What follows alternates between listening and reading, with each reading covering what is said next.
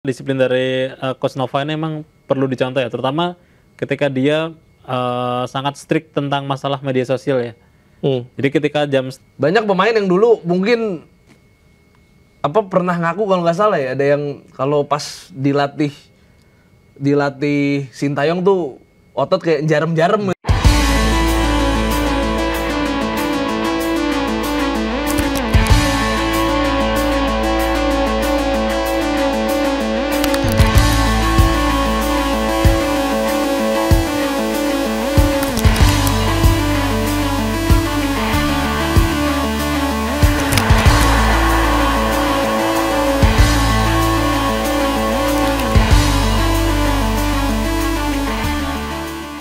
Oke, gue mau lanjut lagi ke soal pastinya pelatih ya, Nova Arianto nih sempat ada beberapa pihak yang sempat meragukan juga Nova Arianto, tapi pada akhirnya dia membuktikan dengan prestasi masuk ke Piala Dunia, orang pertama yang bawa Indonesia ke Piala Dunia ya. Ini agaknya nggak berlebihan juga, memang faktanya begitu. Betul.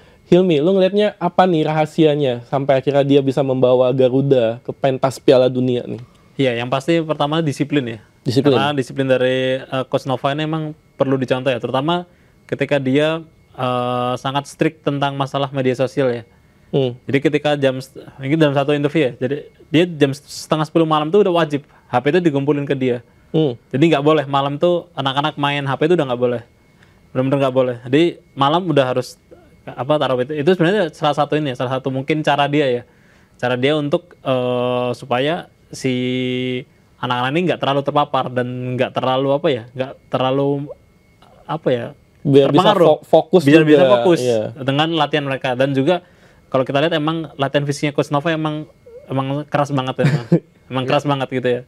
Ada bahkan sempat masuk Instagramnya Timnas Indonesia kan. Jadi latihannya itu bener-bener larinya bener-bener sampai capek, padahal mungkin di usia yang mungkin masih 15-17 tahun ya, itu bener-bener dilatihnya sangat keras banget gitu. Mungkin ada kalau lu pernah lihat kan, mungkin ada satu fotonya kan, kayak mereka pada buka baju semua itu kan. Iya, memamerkan ototnya gitu ya. Jadi menurut gue tuh mungkin salah satu efek dari latihan fisik Coach Nova yang cukup keras gitu ya. Yang mungkin di klubnya mungkin belum pernah dapat latihan sekeras itu mungkin ya. Jadi menurut gue tuh itu jadi salah satu faktor ya. Kenapa nih bisa ini istilahnya ketika lawan Korea pun 90 menit itu masih bisa fightingnya masih kuat banget gitu. Padahal lawan Korea harusnya capek ya, karena mainnya fisik banget biasanya.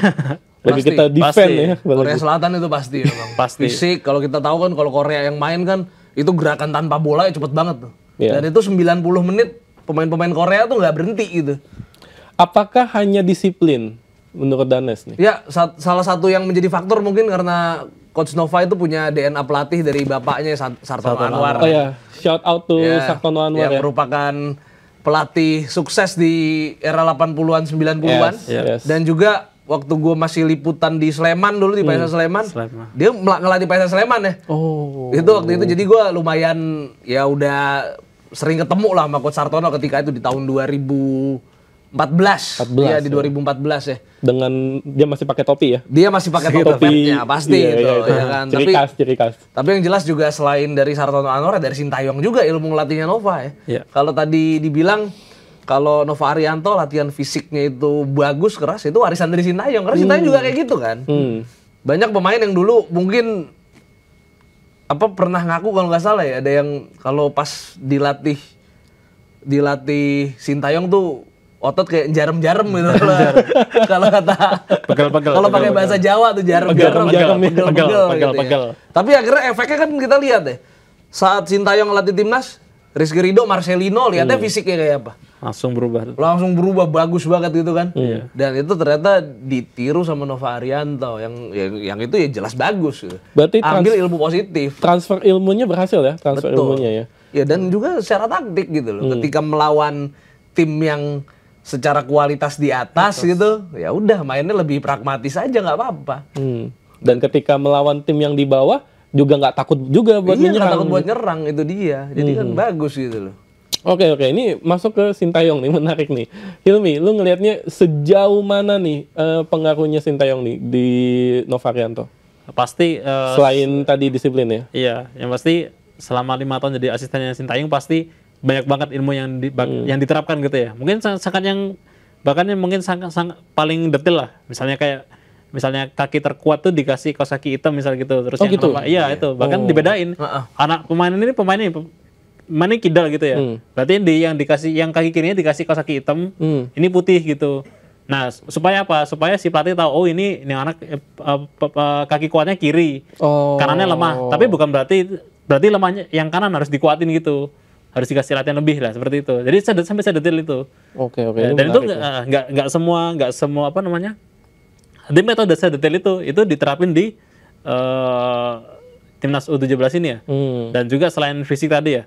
Terus juga pasti ilmu-ilmu kedisiplinan dan nutrisi sih. Makanan ya, makanan pasti dijaga banget gitu. Jadi nggak boleh makan sembarangan. Dari tim dokter ya? Dari tim dokter pasti ya, apalagi sekarang di tim fisioterapisnya juga masih dari dokter si fisioterapisnya Sintayong ya. Oh iya. Ya, yang dari Korea Selatan. Jadi menurut gue sih pengaruhnya pasti sangat. Berarti gorengan gitu enggak ya, gorengan ya? Udah pasti enggak. Ya pasti harusnya sih enggak ya. Enggak Mie ya, instan gitu enggak. Tapi gua rasa sih kalau soal gitu pasti cheating day-nya ada lah. Pasti. Nggak mungkin nggak ada gitu loh. Pasti kalau cheating day pasti nanti ada balasannya. Betul. Balasannya mungkin latihannya 2-3 kali lipat mungkin. Oh iya, buat ngeburnnya itu Iya, ya. untuk ngebakar gitu. Iya. Yang gue yakin nggak mungkin ada lagi yang posting yang penting halal gitu tuh nggak ada. iya, nggak ada. Oh nggak ada, udah nggak berani itu. Semua fokus ya semua. Semua ya? fokus. Fokus demi timnas lolos udah lolos ke Piala Dunia gitu. Udah lolos.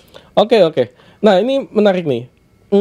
Oke, Novarianto telah berhasil membawa timnas lolos ke Piala Dunia. Tapi pertanyaannya sebenarnya lebih ke bagaimana cara menjaga locker room. Ya nama podcast ini juga sih. Locker room harmonisasinya itu seperti apa? Karena November ya kita tanding ya. Masih ya mau dibilang lama nggak juga sih sebenarnya cepat ya.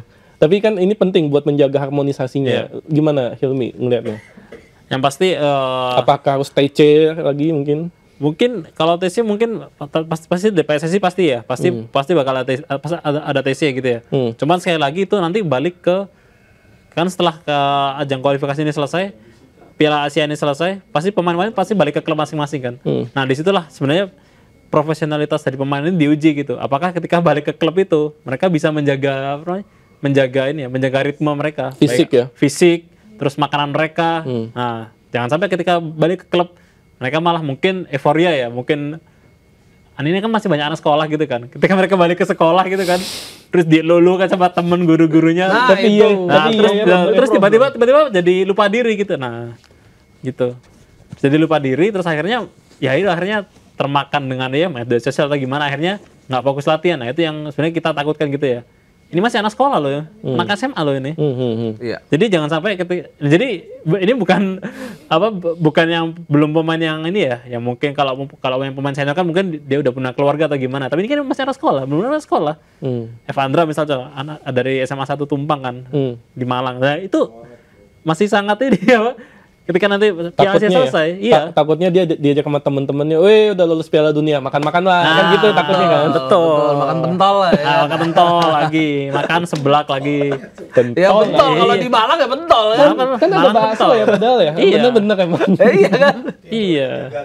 Terjaga. Iya. Harus ya dijaga ya. Kan gitu kan. Jadi awalnya main sosmed nggak pernah begadang nih main sosmed. Akhirnya ketika balik ke temennya gitu, ke gengnya itu akhirnya main sosmed lagi, begadang. Nah itu kan akhirnya merusak ritme, merusak latihan yang selama ini mereka dapat dari Coach Nova gitu. Jadi itu sih yang gue takutin. Gimana Danes? Ini kalau menurut gue klub sebetulnya ya harusnya sih bisa ada pembicaraan antara klubnya dia dengan timnas dengan tim kepelatihan timnas, biar ada sinergitas lah.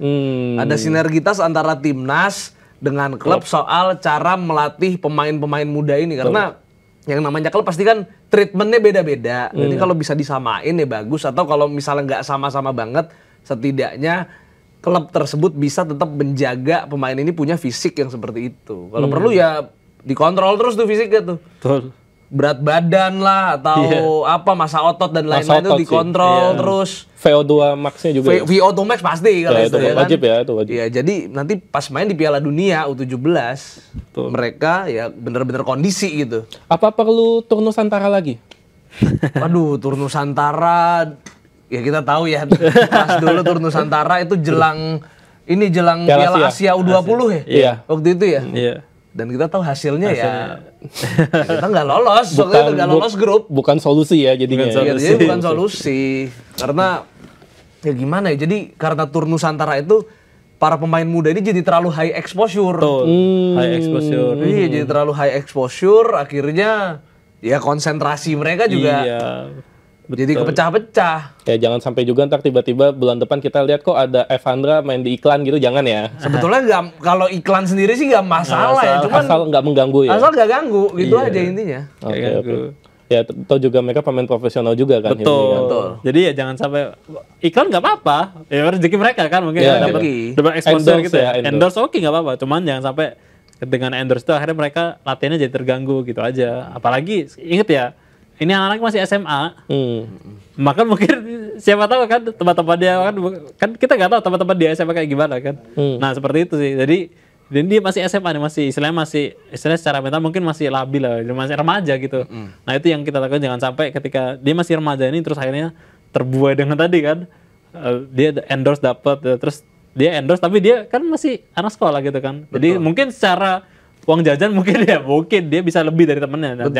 Jangan sampai itu tiba-tiba nanti jadi bumerang buat dia sendiri gitu. Iya. Jadi peran orang tua juga, Orang tua juga penting. Iya, orang tua ya. Peran orang tua. Jadi gini loh, kalau ada uang endorsement, kalau bisa orang tuanya aja yang pegang gitu loh, biar dia ngecak. Manajernya ya. Yang di manajerial keuangannya ada di orang tua gitu loh. Jadi kalau full dikasih ke anaknya ini kan bisa jadi lupa diri, apalagi anak umur segitu kan. Iya. Ini kalau orang tua bisa mengatur ini semua, jadi ketika ada uang endorsement mungkin orang tuanya yang ngelola, ini kan bagus gitu loh. Jadi anaknya juga tidak terjebak dalam gaya hidup yang hedon lah gitu. Sosialita gitu ya. Sosialita, betul. Perlu belajar dari Messi juga ya, karena bapaknya ya yang dulu mengurusi waktu dia mau tanda tangan di Barcelona itu ada serbet tisu itu bapaknya yang nemenin tuh waktu itu kan. Iya. Betul. Dan mungkin selain orang tua adalah orang tua dia di timnas, which is itu adalah Nova Arianto. Ya kan pastinya dia juga pasti membimbing ya pastinya, membimbing dan mengontrol juga pastinya.